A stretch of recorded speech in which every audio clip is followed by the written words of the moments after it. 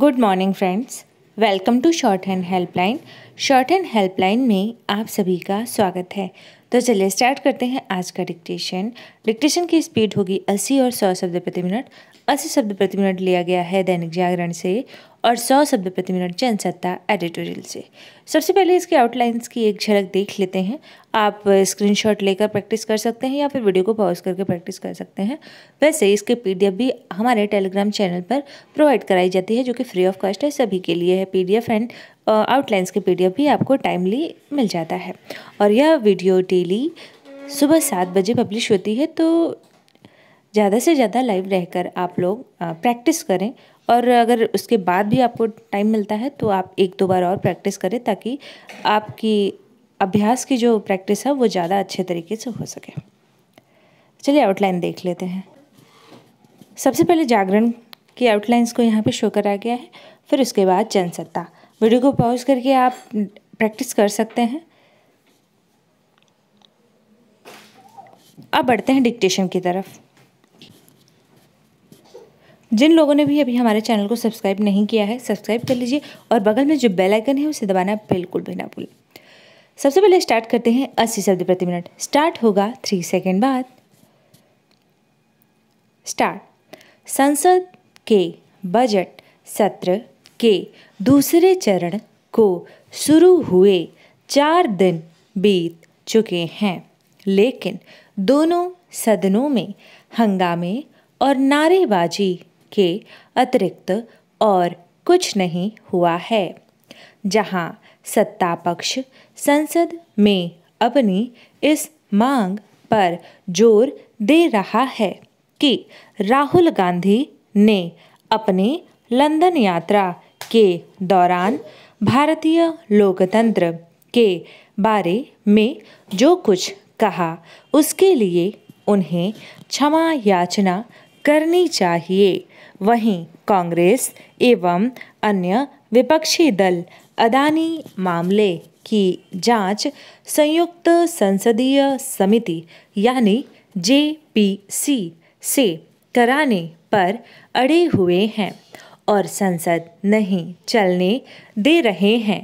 Para स्पष्ट है कि यदि दोनों पक्ष अपने अपने रवैये पर अडिग रहते हैं तो संसद का चलना मुश्किल ही होगा। यदि ऐसा होता है तो यह बहुत ही दुर्भाग्यपूर्ण होगा। ऐसी भी परिस्थिति आ सकती है कि बजट को बिना बहस के पारित कराना पड़े।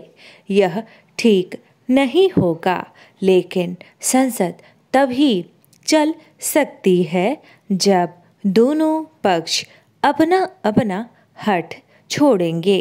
फिलहाल इसके आसार नहीं दिख रहे हैं, क्योंकि यह तय है कि राहुल गांधी लंदन में दिए गए अपने बयान को लेकर माफ़ी नहीं मांगने वाले।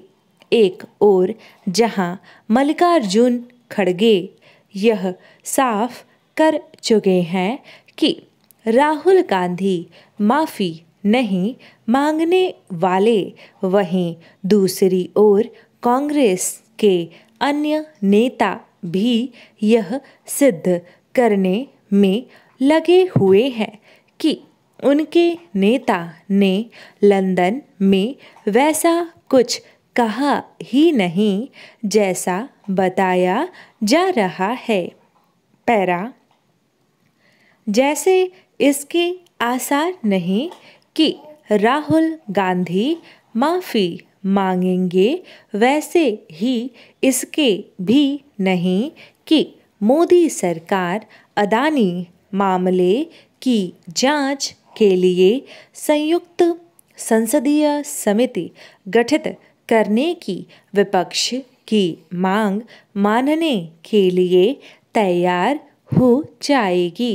इसका एक कारण तो यह है कि सुप्रीम कोर्ट पहले ही 6 संसदीय समिति के गठन की घोषणा कर चुका है और दूसरा यह कि वित्तीय मामलों में अब तक गठित संयुक्त संसदीय समितियों ने जांच के नाम पर या तो लीपापोती की है या फिर दलगत राजनीति पैरा इसकी भी अनदेखी नहीं की जा सकती कि अदानी मामले की जांच संयुक्त संसदीय समिति से कराने की विपक्ष की मांग का मुख्य उद्देश्य इस मामले को अगले आम चुनाव तक जिंदा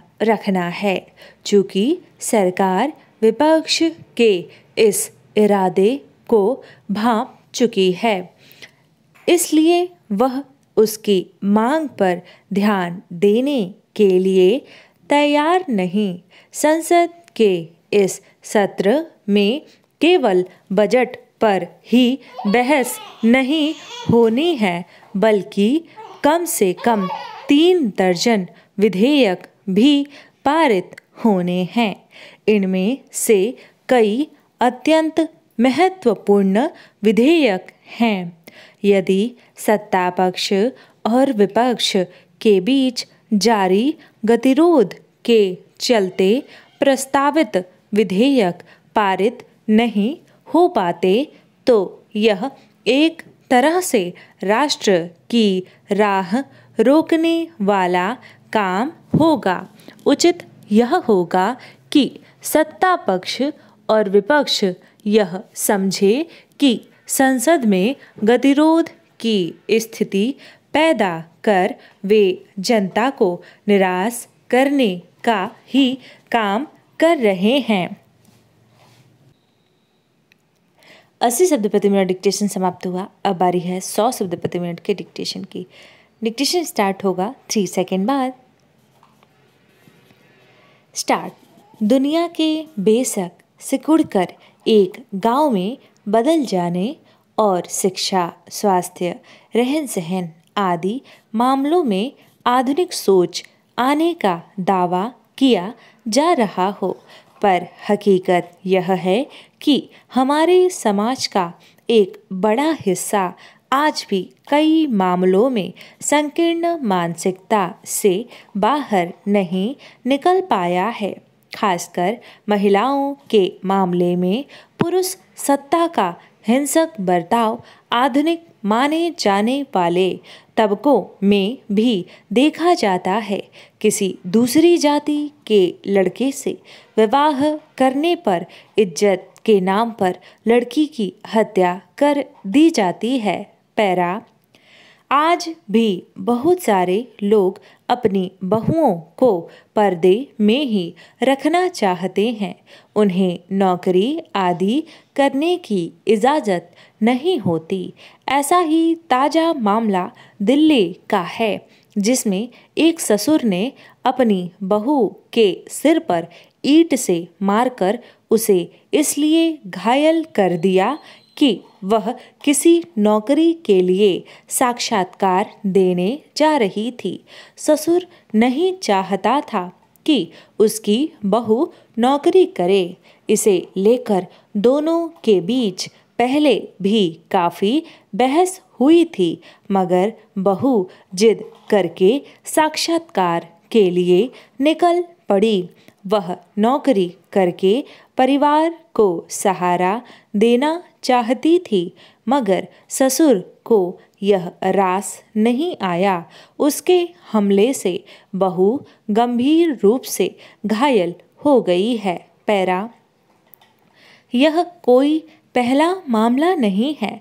आज भी ग्रामीण इलाकों और कुछ सामंती मिजाज के परिवारों में बहुओं को घर की 4 दीवारी में पर्दे के पीछे ही कैद रखने का प्रयास किया जाता है। उनका घर से बाहर निकल कर कहीं नौकरी करने जाना अच्छा नहीं माना जाता। कई परिवारों में तो विवाह से पहले ही करार कर लिया जाता है कि उनकी बहू घर में ही रहेगी, नौकरी नहीं करेगी। इस तरह बहुत सारी लड़कियां पढ़ लिख कर भी अपनी इच्छा के मुताबिक काम का चुनाव नहीं कर पाती। पैरा विचित्र है कि इसमें उनके पति भी अपने माता पिता का साथ देते हैं। फिर यह सवाल भयावह रूप से हमारे समाज में सिर उठाता है कि बेटी पढ़ाओ बेटी बचाओ जैसे नारे कहाँ तक सार्थक हो पाएंगे। लड़कियों को लड़कों के बराबर अधिकार देने की वकालत की जाती है, मगर सारे सुलझे हुए परिवार अपनी बेटियों को पढ़ाने लिखाने में कोई कोर कसर नहीं छोड़ते। उन्हें अच्छी से अच्छी शिक्षा दिलाते हैं, मगर विवाह के बाद अगर वे ऐसे दकियानूसी परिवारों में कैद होकर घुटने लगती हैं तो उनकी शिक्षा और सोच समझ काबिलियत का कोई मोल नहीं रह जाता। पैरा इस तरह ताजा घटना में जिस ससुर ने अपनी बहू को ईंट मारकर गंभीर रूप से घायल कर दिया, उसे उसकी पढ़ाई लिखाई और सामाजिक परिवेश की दृष्टि से पिछड़ा तो कह सकते हैं, मगर यह दकियानूसी सोच केवल तथाकथित कम पढ़े लिखे और पिछड़े समाजों में नहीं है। कई मामलों में अत्यंत निचला माने जाने वाले तबके की महिलाएं कामकाज के मामले में कुछ अधिक स्वतंत्र हैं। वे घर से निकल कर मजदूरी करने, दुकान चलाने या घरों दफ्तरों आदि में काम करने जाती हैं। पैरा मगर विचित्र है कि दिल्ली जैसे अपेक्षाकृत प्रगतिशील माने जाने वाले शहर में भी ऐसी संकीर्ण सोच के लोग आज भी मौजूद हैं, जो अपनी बहू बेटियों को घर की चारदीवारी में कैद करके उन्हें घुटने पर मजबूर करते हैं। यह घटना एक बार फिर से इस पहलू पर सोचने को विवश करती है कि आखिर बहू बेटियों को लेकर हमारे समाज के बड़े हिस्से का मानस ऐसा संकुचित क्यों बना हुआ है। डिक्टेशन समाप्त हुआ। मिलते हैं नेक्स्ट वीडियो में। टिल देन आप चैनल को सब्सक्राइब कर लीजिए और बगल में जो नोटिफिकेशन बेल आइकन है उसे दबाना बिल्कुल भी ना भूलिए। धन्यवाद।